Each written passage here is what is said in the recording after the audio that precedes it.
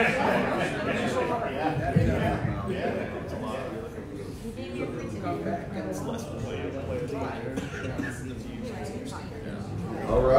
right. Good morning. Morning. Good morning, Wyoming Cup Daytona Beach. How's everybody? Yeah, it's great to see everybody this morning. Thank you for taking the time. We appreciate it as always. Any new attendees this morning? Yeah, welcome. Appreciate it.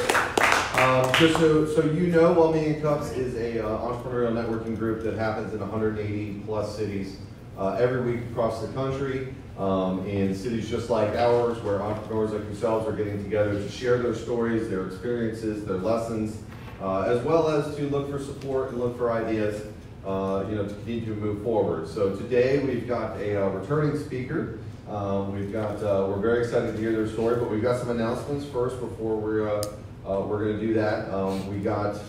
You want to come up? You want to do it, or do you want me to do it? I can do it. No, I got to Tyler's got it. Come on, give it up for Tyler. Right. There we go. Oh God, guys, you're so nice. Thank you. Okay, so not this weekend, next weekend. Next week. We have Kickstart Weekend coming. This is a once-a-year wonderful event. It's an entrepreneurial development event that's organized by some of our organizers here from Million Cups. It is a volunteer event, but there is a cost associated. It's Friday and Saturday. Next weekend, we're always looking for participants, for mentors, for people of all stages to participate. If you're interested, there's a flyer on your desk, Facebook, check it out. Otherwise, Startup Grind. And then tonight, if you'd like to join us, if you're feeling especially entrepreneurial, we have Dr. Peter McLinden from Blue Orb presenting at Startup Grind Ormond Beach in Laws Bistro in Ormond Beach at 5:30 this afternoon. Feel free, it's a free event brought to you by our sponsors, and we will be there as well, so it's always a good time. But today, we're going to get back to what we're doing. We have the wonderful ladies from Southwest Chocolates. Darlene specifically is here to give us an update, a refill, if you will, on what's been happening with their wonderful business and their wonderful chocolates. So we're very excited. So without further ado, let me welcome Darlene.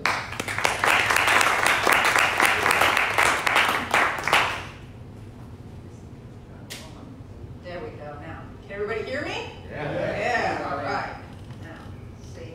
I know there's an on switch for this clicker. On the side here.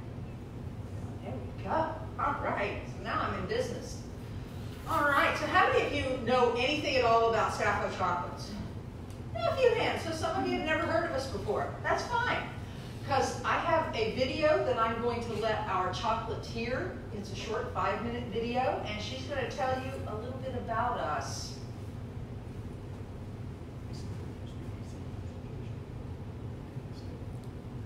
For us and our customers, we want really healthy chocolate. We want really great flavors. We try to do chocolate as clean and perfect the way chocolate was meant to be.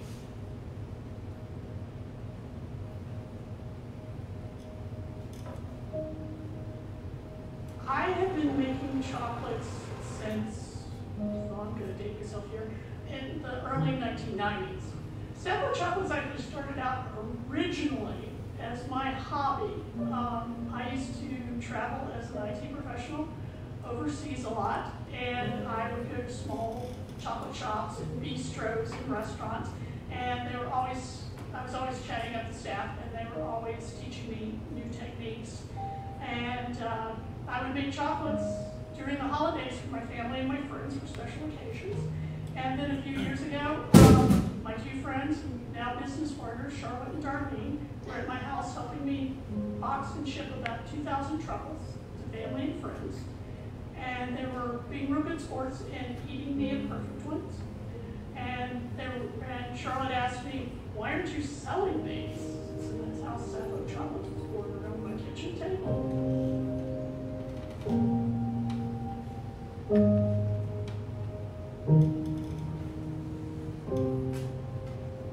My background is kind of non-linear. My original job when I got out of college was I worked as a neurobiologist for the National Institutes of Health in Washington, D.C. I became a systems engineer and got trained in that. And then I spent a number of years with all kinds of job titles like chief technology officer, Director of Innovative Computing in Silicon Valley. I served on the advisory board for Microsoft and Sun Microsystems and Intel. So I've been in and around the IT world for a very long time. I believe that I leverage technology partially because that's sort of my art form. Some people are into painting, some people are into, doing crafts, that sort of thing. My craft involves a 3D printer and a vacuum forming mold. For us specifically, we are very much into the art of the chocolate, but we're also very much into the technology of the chocolate. And being able to use a 3D printer and a vacuum forming mold makes it much easier for us to give our clients exactly what they want. One of the things we do a lot of is we do logo chocolates for businesses. We have done specialized molds for weddings and special events. We've had people who are particularly strong in the sci-fi community who want things like Walking Dead chocolate on their wedding cake, or they want Doctor Who or Star Wars or Star Trek chocolates to give to somebody because they're a sci-fi fan, but they're also a chocolate fan. And really being able to deliver something that specifically tailored has been a huge move for us. We're not interested in being the biggest chocolate company in the world. We don't necessarily have the ambition to be Mars or Hershey's. We want to produce the best chocolate in the world. Sapling Chocolates uses chocolates that have no additives, chemicals, any of that stuff. And for us and our customers, we want really healthy chocolate. We want really great flavors. And since some of our clients are also have allergy issues, we try to do chocolate as clean and perfect the way chocolate was meant to be. Well, for me as a chocolatier, I think part of my inspiration is the fact that I come from family that are all farmers. So for me, food is really important, and I really, really love chocolate. And since chocolate is one of those endangered species that we may lose in the near future, because chocolate farmers don't make a lot of money, and a lot of people are abandoning growing it because there's no money in it, and the new generation coming along doesn't want to do it. It's a lot of hard work. So we think that if we work with the farmers and help them using science and technology to improve their yields, allow them to get a more fair price for their product, that everybody wins.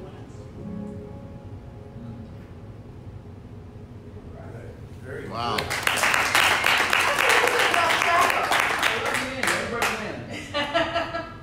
Yeah, well, the Maker Foundation was kind enough. We've been a Maker of Merit for the last couple of years, which basically means that our display piece of chocolate has won an award at the last couple of years' worth of Maker Fairs. And so they took all their Makers of Merit and had a professional video crew come out and make a 5-minute video to help promote Maker Fair. And the Maker of Merit also gets to have access to the video to use however they see fit. So, and nice. That is the kitchen table where it all started. It's in our kitchen now. We started out renting kitchen space, and we put up with that for about 2.5 years, and it wasn't working out really well for us. So we finally bit the bullet and found a space where we could build out our own kitchen, so we could control the temperature and control what else was going on in the kitchen. Because we do have, our chocolate is nut-free. Other than the nuts that work there, it's nut-free. These are basically all the things that we do. Chocolate experiences, basically that's a group of anywhere from 4 to 8 people come to the kitchen. They learn about chocolate. We help them fill a mold with chocolate, and then they get all the air bubbles out of it, scrape off the excess. It goes into a refrigerator and sets up, and they learn more about chocolate. And then when it comes out, they learn how to pop the pieces out of the mold without sending them flying across the room. And what they don't eat while they're there, they take with them. So everybody gets roughly about 1/4 pound of chocolate with them. Wine and chocolate parties, That's a wine and chocolate pairing. Pick out your favorite couple of wines that you have, get a group together, come to the kitchen. We'll supply the chocolates, or you can do it with beer. Beer and chocolate. Some people go, really? Yeah, no, we're not talking about Budweiser or Miller Lite. Craft beers are mostly what people want to pair with chocolate. They go really well, surprisingly, and I'm not a beer drinker. Our display pieces, we make very large pieces. You can have a party, and you're thinking about an ice sculpture. At the end of the night, what are you going to have? A puddle. Let us make you a nice big something in chocolate, and at the end of the night, you can auction it off, raffle it off, eat it, spend the next year eating it. We do custom molds. That's what the 3D printer and the other is for. We do 2 truffle boxes as party and wedding favors and as corporate gifts. You'll have some pictures later on that'll show that. We also now have a vegan chocolate line. For those who are truly vegan, want absolutely 0 milk in their chocolate, we have a vegan line with, I think we're doing about 6 different flavors in that. Right now, that's only available on our Amazon page. We don't have that on our website. That may be changing in the future, or you can come to the kitchen and get it since you're local. But people who aren't local who want it can only get it through Amazon. That's a picture of a display that we had at City Art Factory in Orlando. It was the Art of the Maker Fair, and that spent 30 days sitting in an art museum as an exhibit. The big red one in the center there, this is about pound and a quarter of chocolate, and it was made with a custom mold. It is the Orlando Maker Fair emblem. That's a poster that Museum of Arts and Science made locally back when we did our chocolate making workshop with them. That's some of the people that attended there. She was really happy. This is one of our workshops at Maker Fair. We usually have anywhere from 14 to 15 people in each workshop, and we do 4 workshops over the weekend.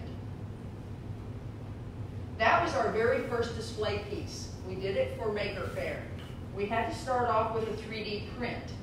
10 inches tall, and it's about 4 inches thick and probably about 4 or 5 inches wide. That's 8.5 pounds of solid chocolate, airbrushed with colored cocoa butter. We made 4 of those, I think, and they got bought. So that was our first experience doing a display piece. And then we did our dragon, kind of Game of Thrones thing there, where she's wrapped all around her eggs. And we still have her. She was made in, what, 2016? Yeah, 2016. We still have one of those that we use as a recurring display piece. I don't think anybody wants to eat it at this point. But she's still pretty. We have to touch her up every now and then. This was last year's display piece because Maker Fair was right around Halloween. And that was after it got decorated, and this picture was taken beforehand because we made the bones and the coffins and the skulls all out of chocolate, as well as the ghosts. And I took some pictures, and then Catherine decided that she wanted it decorated, so she took the airbrush to it. This was a custom mold that was made for a recent Pride event that we did over in Orlando. These are examples of how we can do 2 truffle boxes for corporations, like we did for Molly Mae. Takes us, what did we do? We did 100 boxes yesterday for a woman for PNC Bank. That's our 3D printer. It's a lovely little thing. We love playing with it. That's the vacuum forming machine that you saw in the video. That's the make thing that you saw also in the video. See, I forgot some of this stuff was in the video when I put the PowerPoint together. Redundancy here. But there's the chocolate bar that came out of that make mold. It's definitely not that size. Yeah. And those again. Now these are some chocolate roses that we did. And they're on a stick, so it looks like long stem roses. And of course they've been airbrushed with the colored cocoa butter. Makes them pretty, but they're still edible.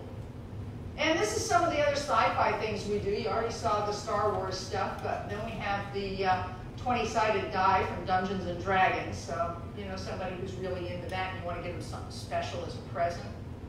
There you go. This particular color signifies that this is flavored with organic Madagascar bourbon vanilla extract. Wow. This one's flavored with cherry. And then we have raspberry. Creme de menthe, not peppermint, creme de menthe. If you like Andes candies, you will love this because that's what it tastes like, only better.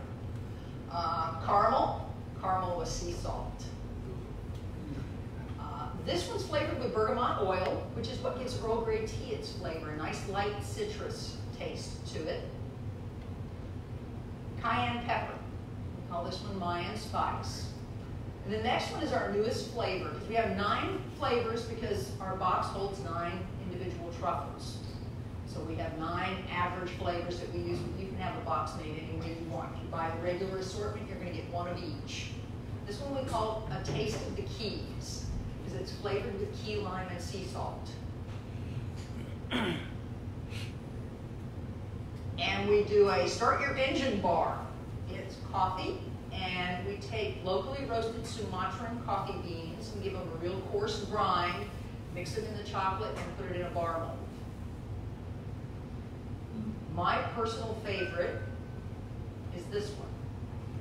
Caramel with sea salt with potato chips in the bar. Crumble up the chips, throw the chocolate in there, mix it up, put it in a bar mold. Sweet, salty, and crunchy. Brilliant. And we also do the key lime and sea salt in a bar. So all you need to do after that is add the tequila. So basically, this is what we've been up to since the last presentation here. We have acquired our own kitchen, a 3D printer, a vacuum forming machine, the video. We've been busy. Man, give it up. That's awesome.